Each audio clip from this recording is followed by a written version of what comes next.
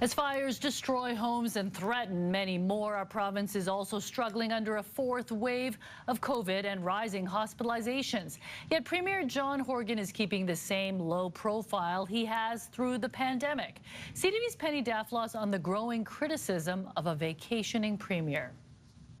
In a summer of flame, deadly heat and disease, BC officials stick handling those crises. We have all hands on deck. Have been in the spotlight regularly. The premier, however, hasn't been seen publicly in 4 weeks. We are in an early fire season. Since then, we've also seen a fourth wave of COVID cases and hospitalizations. Our premier has been in complete solidarity with all the people of British Columbia. One of John Horgan's top lieutenants backed up his boss. The premier has been away on holiday with his family.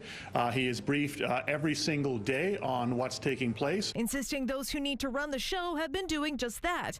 And while no one expects the premier to grab a shovel, the fact he's enjoying time off while thousands are struggling. It doesn't look good, and in politics, optics is very important. Horgan has his defenders, but social media is largely denouncing his absence. These situations are very difficult for political leaders. They're almost damned if they do, damned if they don't. Horgan's predecessor faced a similar backlash during the 2015 wildfire season. There is a hashtag, Where's Christy, that's been trending on Twitter. So where have you been? I was on vacation, but I've been working every day. Horgan's kept a low profile these past 18 months, insisting he'd rather have the experts and ministers in charge speaking to their portfolios.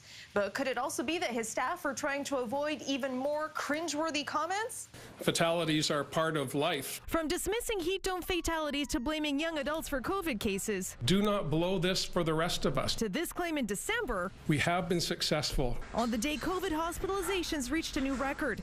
That being said, every single day you're going to see me. Doug Ford has taken a page from Horgan's playbook and stepped back. Ontario now has 1/4 of the active cases BC does per capita. But given the situation, it's expected Horgan will speak soon, but likely carefully. If the premier is going to be here to look to be in control of the crisis in the interior, you want him to be empathetic. You don't want him to say things that inflame the situation, as it were. Penny Daflos, CTV News, Vancouver.